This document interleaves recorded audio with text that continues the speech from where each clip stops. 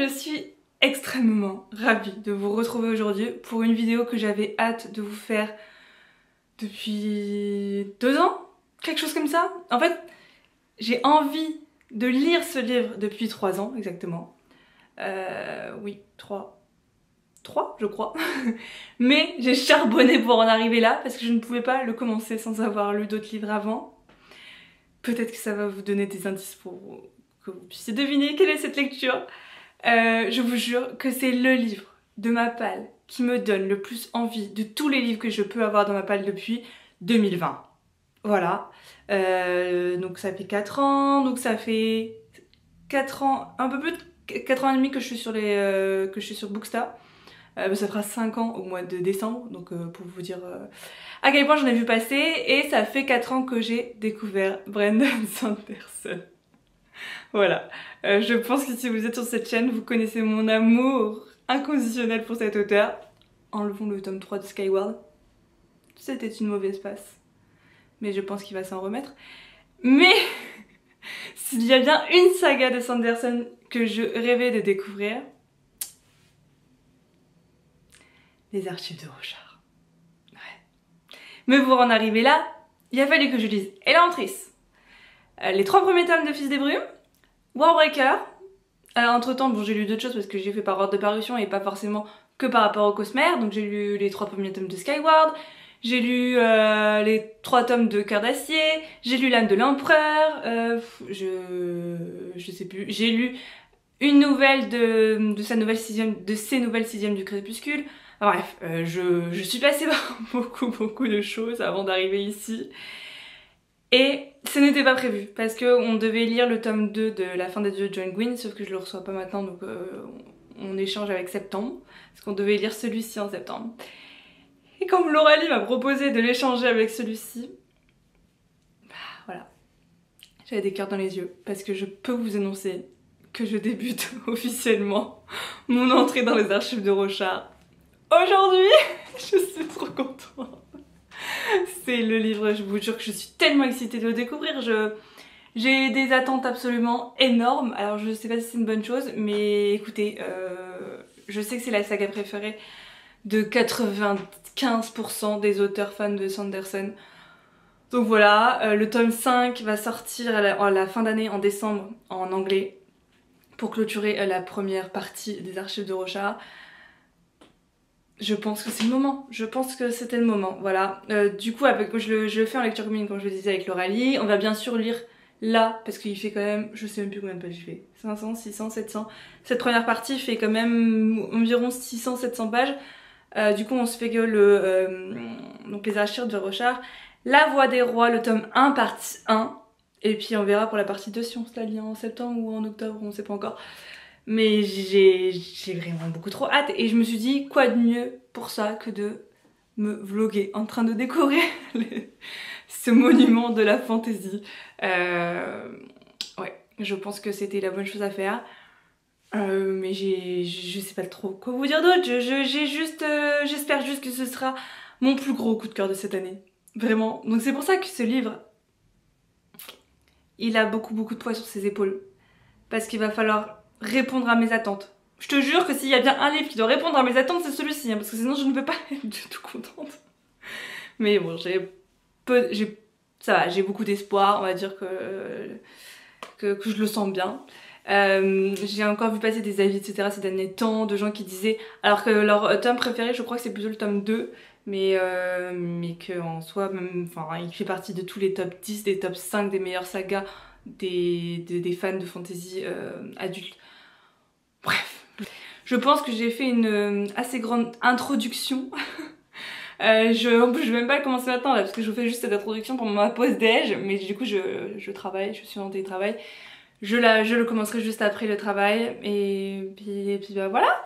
On s'est pas mis de rythme parce qu'on n'est pas sur le même rythme toute la semaine et puis je sais que pareil moi il y a des jours où je pense que je pourrais pas lire forcément parce que j'ai prévu certaines choses mais oui on va gérer ça. Je sais pas en combien de temps je vais le lire, je sais pas combien de temps durera cette vidéo, mais on verra bien. Donc voilà, donc je vous retrouve probablement plutôt demain, je pense, pour vous parler des premiers chapitres et de ma découverte de ce début d'univers.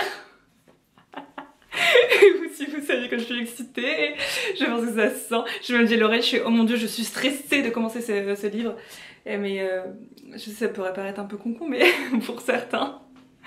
Mais c'est comme si, je sais pas, vous lisiez le livre que vous attendiez le plus de toutes vos bibliothèques depuis des années. Et que là, c'est enfin le moment. Bah voilà, c'est ça pour moi. Donc je vous retrouve bientôt. Je vous reprends, on est le vendredi 23 août, donc je vous ai pas repris depuis mardi. Tout simplement parce que en fait j'ai pas tant avancé que ça, j'ai pas avancé autant que ce que j'aurais voulu. Malheureusement, le travail. Voilà. Mais je voulais quand même vous faire un premier update puisque j'ai lu 12% de ce premier tome. Et j'ai eu peur au départ parce que en fait donc je le lis sur ma liseuse. J'ai les livres en physique chez mes parents et je vois, parce que, du coup j'ai remis à la bonne taille au niveau de la police et là je vois 1300 pages, sachant que ce n'est pas le premier tome entier qui existe dans la version, je sais plus si c'était, je crois que c'est américaine, c'est la première partie du premier tome qui fait 800 pages, quelque chose comme ça en papier. J'ai eu un coup de pression en me disant punaise, est-ce qu'il n'existe pas, genre ils n'ont pas tout rassemblé dans le même pour la version EPUB, mais non, c'est juste que bon, bah écoutez, il va être très long en papier, en police normale, mais bref, tout ça pour vous dire que j'ai lu 12%, donc je commence à rentrer tout juste dans l'univers. J'ai adoré déjà l'avant-propos avant le prologue, je crois qu'il y a un avant-propos avant le prologue, bref. Parce qu'on rentre directement dans l'action et c'est incroyable parce que j'ai jamais vu ça, enfin jamais vu ça. Ensuite, quand on passe au prologue, on passe à des milliers d'années après ce qui s'est passé dans l'avant-propos. Et donc j'ai jamais eu un gap de temps aussi gros dans n'importe quel récit d'imaginaire. Donc j'avoue, ça m'a vachement intriguée. Puis du coup, dès le début, là, on met vachement déjà en avant la magie qu'il existe dans cet univers. Donc je suis trop contente parce que c'est ce que je préférais. C'est vraiment ce que j'attendais de l'épique fantasy, on va dire. Et également, je suis très contente parce que, bah, comme pour Warbreaker où j'avais rencontré Chant de Flamme, qui est un personnage qui est extrêmement impressionnant dans l'univers du Cosmere, je viens enfin, puisque c'est le premier chapitre, de rencontrer Kaladin. Et je me dis depuis le temps que j'entends parler de Kaladin, qui est l'un des personnages préférés des gens, je suis trop contente quoi. Et, attends, lequel également? Et Shallan, c'est ça, et Shallan dont j'ai beaucoup entendu parler également. Du coup je peux pas trop vous en dire pour le moment parce que bon ça reste un peu flou. Qu'est-ce que je peux vous dire? Peut-être le premier chapitre, enfin, ou le prologue, ce qui s'est passé, parce que bon, je considère pas ça comme un spoil, comme c'est le début, mais en gros, on va, au tout début, on va suivre des personnes, je sais plus comment ils se considèrent, ils sont un groupe de base 10, et on voit qu'ils sont en pleine guerre, sauf qu'en fait, je crois qu'ils sont considérés un peu comme des dieux, ou je ne sais quoi, et ils décident d'abandonner, tout simplement, leur, je sais pas si c'est leur pouvoir, mais bref, ils ont tous une épée qui leur est attribuée. Il y en a un qui meurt dans cette bataille, chose qui je pense est invraisemblable parce que c'est censé être des gens qui peuvent pas mourir je pense. Et ils décident tous du coup de laisser tomber leur... comment je peux dire? Parce que c'est compliqué quand tu connais pas tellement l'univers, ce groupe qu'ils ont créé on va dire, et de laisser planter leur épée et de repartir chacun de leur côté. Voilà. Donc d'abandonner la guerre, etc. Voilà. Du coup, je vous dis, il y a ce cas de temps de 1000 ans, et ensuite, de milliers d'années, c'est plus que 1000 ans. Et ensuite, c'est là où on découvre le personnage de Kaladin, parce qu'on arrive dans un tout autre endroit, également en pleine guerre, mais c'est plus une guerre territoriale, on va dire, c'est pas la guerre. Donc dans une bataille, on va dire, et donc on est avec une armée, et avec l'armée le compartiment, vous savez, il peut y avoir plusieurs sous-chefs et du coup, bah, nous on va suivre la partie qui est dirigée par Kaladin, donc par les guerriers qui sont dirigés par Kaladin, et il va juste racheter entre guillemets un jeune homme qui sait pas se battre incroyablement bien, et puis lui il arrive dans tout ça, il comprend pas pourquoi ils sont intéressés par lui, Sen je crois, quelque chose comme ça. Et puis, les guerriers de l'autre côté, on va dire opposés, arrivent, et c'est là où commence la guerre, et ça se finit pas très bien. Et puis ensuite il y a un autre laps de temps et on retrouve Kaladin plus tard, sachant que Kaladin, moi je m'attendais, quand on m'en parlait, je m'attendais à un personnage qui avait 30-40 ans, vous voyez, et pas du tout, puisqu'il en a 19 ans dans ce premier chapitre. Donc bon, bah voilà, ok, super. Mais ça a l'air d'être un guerrier de ouf, il a des pouvoirs de malade, il a un charisme de fou, tout le monde... En fait, dès que tu sais que t'es sous son commandement, t'es presque sûr à, on va dire, 99% de vivre malgré le fait que tu sois en pleine guerre, en pleine bataille, parce que c'est le chef qui arrive à tenir la... Enfin, c'est le chef qui arrive à avoir le moins de pertes dans ses guerriers. Bref, donc voilà pour le moment ce que je peux vous en dire. Je veux pas... Et là, du coup, on vient de rencontrer Shallan qui est la fille... Je sais même plus comment on dit, d'un roi, je sais plus. Mais bref, qui, grâce à l'initiative de ses deux frères également, a décidé de partir à la recherche d'une personne, je ne sais plus comment elle s'appelle, qui est la sœur d'un roi, il me semble par contre, pour devenir sa pupille. Et en gros elle la cherche depuis des mois, parce que en fait elle lui avait envoyé une lettre en lui expliquant, etc. Et elle lui avait, celle qu'elle recherche lui avait dit bah rejoins-moi là, sauf que ça fait des mois qu'elle lui court après, on va dire entre guillemets, et qu'elle n'arrive pas à l'attraper jusqu'au jour où elle la rencontre enfin, et qu'elle lui soumet l'idée de devenir sa pupille. Donc voilà un peu où est-ce que j'en suis pour le moment. Je vous dis c'est très flou hein, pour le moment, voilà. Et mais j'ai hâte d'avancer, parce que tout le monde me dit tu vas voir, en fait tu ne vas pas voir défiler les pages. C'est vrai que de toute façon là j'ai déjà lu les premiers chapitres que j'ai lus, je ne vois pas défiler les pages, c'est juste que je lisais le soir et que je me suis endormie à un moment donné dessus.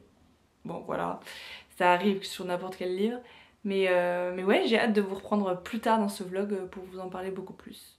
Alors je vous retrouve pour ce nouveau clip, mais des jours plus tard. J'ai oublié. J'ai complètement oublié, je dois... Ouais, j'ai complètement oublié. Ce qui est pas mal, c'est que là, je vous retrouve quelque peu avant d'avoir fini ce livre, et que je sais que je le terminerai ce week-end. Donc bon, au moins, vous aurez mon avis très rapidement.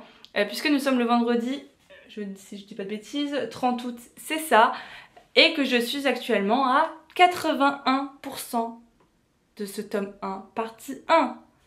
Voilà. Je pense que comme vous voyez, j'ai vraiment pas mal avancé. Ça fait un peu plus d'une semaine quand même qu'on est dessus avec le rallye. Mais bon, entre nos emplois de temps différents et tout, etc., je trouve que c'est un rythme qui nous allait très bien en fait de lire en 2 semaines presque. Bah, on l'aura lu en moins de 2 semaines même, parce qu'elle pense le finir demain. Moi je le finirai sûrement dimanche, quelque chose comme ça. Donc je pense que ça va le faire, mais du coup je peux vous en dire un peu plus. Alors, je vous avais parlé de Kaladin. Est-ce que je vous avais parlé de Dalinar? Je ne sais plus. Je ne crois pas. Parce que du coup, on suit, comme je vous avais dit, non, je vous avais pas parlé de Dalinar. On suit le point de vue de Kaladin, donc je vous en ai déjà parlé, qui est un ancien qui est un esclave, pas un ancien esclave, un ancien guerrier devenu esclave. Je vous avais parlé de... je ne sais même plus son nom parce qu'en fait on ne la voit plus. Et du coup on va suivre également Dalinar. Dalinar qui est le roi... non, le roi n'importe quoi. Le frère d'un roi défunt qui a été tué il y a de ça 6 ans, je crois, quelque chose comme ça. Il a du mal à s'en remettre, il était vraiment très proche de son frère. En même temps ils avaient parfois une relation un peu conflictueuse, mais voilà, rien de bien méchant. Il était au service de son frère et enfin il faisait tout pour lui. Et du coup c'est son neveu qui a repris la tête du royaume. Et il essaye de l'aider aussi bien qu'il peut, sauf que en fait Dalinar depuis peu, il a des sortes de visions pendant des tempêtes qui apparaissent. Ce sont des tempêtes, je ne sais plus comment ils appellent ça, des tempêtes particulières, faites d'éclairs et qui servent également à rechercher des espèces de pierres. Bref, voilà tout ce que je peux vous dire. Et pendant ces fameuses tempêtes, il a des visions qui apparaissent et qui lui montrent son royaume, mais il y a des années de ça. Et en fait, il a vraiment l'impression d'être dedans. Il fait partie de cette vision, il fait partie de cet autre monde. Il incarne vraiment un personnage de cette époque. Et sauf que personne ne le prend au sérieux, tout le monde pense qu'il est en train de perdre la boule. Ses fils également, même si bon, après il a une relation, j'adore la relation qu'il a avec sa famille. Son neveu, il veut le protéger à tout prix, malgré que le fait que ce roi devienne de plus en plus distant avec lui, parce que à cause des on-dit, etc. C'est pas forcément la meilleure réputation qu'il puisse avoir, et du coup il a pas envie que ça ternisse la propre réputation du roi. Donc c'est compliqué, et moi Dalinar il me fait extrêmement de peine parce que on sent qu'il aime sa famille, vraiment il les aime, mais à un point qu'il ferait tout pour les protéger. Et du coup ça nous met dans une position, on se dit on comprend la famille, mais en même temps on comprend Dalinar parce que il lui arrive des choses qu'il ne comprend pas lui-même, il se demande lui-même s'il ne devient pas fou. Et bref, et dans tout ça, en fait, ils sont dans une partie du royaume où il y a des guerres sans cesse contre les Parchandis, je crois que c'est comme ça qu'on dit, qui essayent de détenir des cœurs de gemmes pour avoir le plus de pouvoir possible. Ces cœurs de gemmes qui sont dans des espèces de créatures qu'ils essayent du coup d'un côté et de l'autre de tuer pour avoir le plus de cœurs de gemmes possible et avoir le plus de pouvoir possible et pouvoir mettre fin à cette guerre qui dure depuis 6 ans. Voilà, cette guerre qui est interminable. Et voilà un peu pour tout ça. Et donc on voit qu'il y a une lutte de pouvoir, qu'il y a des conflits politiques, parce que même à l'intérieur de ce royaume, il y a plusieurs hauts princes, je crois, hauts rois, je sais plus comment ils les appellent. Donc il y a un roi, un gros roi, et en dessous, il y a des autres dirigeants. Et entre eux, en fait, ils se font un peu la guerre, et c'est à ceux qui auront le plus de cœurs de gemmes. Bref, c'est chacun pour soi, donc c'est un peu compliqué les relations entre les différentes parties du royaume. Et Dalinar, lui, tout ce qu'il veut, c'est unifier tout ce monde, et sauf que personne ne le comprend, parce qu'à l'époque, lui, c'était un guerrier plutôt sanguinaire, on va dire. Il a une réputation de guerrier impitoyable, et les gens le connaissaient comme étant l'épine noire, sauf que en fait, il s'est assagi tout simplement. Parce qu'il prend de l'âge et que grâce à ses visions il voit d'autres choses que ce qu'il pensait qu'il pouvait exister. Donc voilà un peu pour ça. Donc c'est un personnage que j'adore suivre. En fait mes personnages préférés pour le moment de cet univers ce sont Kaladin et Dalinar. Vraiment j'adore. Donc il y a Kaladin qui a 19 ans, Dalinar qui doit avoir je sais pas dans la cinquantaine, quelque chose comme ça. Donc c'est cool parce que c'est vraiment deux personnages qui ont rien à voir, mais en même temps forcément on sait que c'est un roman choral, donc il y a des choses qui vont rentrer en place au fur et à mesure de notre avancée dans cet univers. Donc voilà un peu ce que je peux vous en dire. De toute façon je vous prendrai sûrement demain parce que je fais rien ce week-end exprès pour avancer le plus possible dans mes lectures, parce que j'ai envie de ça, parce que j'ai des semaines très compliquées au boulot, j'ai beaucoup de travail et ça me fait du bien aussi de rien faire du tout à part lire ce que je veux. Surtout, c'est surtout ça qui est bien. Mais voilà, du coup comme vous pouvez le comprendre, j'aime beaucoup ma lecture. Je suis vraiment tellement heureuse de m'être lancée là-dedans, surtout avec l'Aurélie, parce que du coup à chaque fois on se fait des vocaux à chaque fois qu'on a lu un chapitre, même si on n'est pas sur le même fuseau horaire, donc c'est pas toujours facile de lire en même temps. Mais ouais, non, j'aime vraiment ce que je lis, et j'espère que j'aimerais la suite, et que ça se termine, que la partie 1 se termine pas trop sur un gros cliffhanger, parce que je sais qu'on lira pas la partie 2 tout de suite, parce qu'on a prévu d'autres LC et d'autres lectures entre temps. Mais voilà un peu pour moi et pour cette update du jour. Je vous reprends le lendemain, ce qui tombe bien, puisque nous sommes samedi 31 août et que j'ai fini bien sûr ce premier tome, partie 1 des archives de Rochard. Et je suis contente parce que du coup ça peut rentrer dans mes lectures du mois d'août et dans mon bilan lecture du mois d'août, donc je suis absolument ravie. Je l'ai fini là ce matin, il me restait beaucoup de pages, j'ai lu pas mal hier soir, je crois que je me suis arrêtée vers minuit et demi parce que je sentais que là si je lisais plus j'allais pas être concentrée pour la suite, mais j'arrivais pas à m'arrêter plus tôt parce qu'il se passait des trucs et je voulais absolument savoir si ça allait se passer comme ce que je pensais. Du coup je peux vous dire que j'ai beaucoup aimé le tome, cette première partie tout simplement. C'est vrai que j'aurais préféré terminer cette première partie avec un autre personnage parce que je suis pas la plus grande fan pour le moment de Shallan. C'est pas mon personnage préféré, loin de là. Je préfère 10 fois plus Kaladin, Dalinar, et bah là du coup ça m'a fait apprécier plus Jasnah parce que on la voyait pas tant que ça, on n'entendait pas tant que ça parler d'elle. Et puis sur la fin, ça a complètement changé mon avis sur elle, donc je trouve ça trop chouette.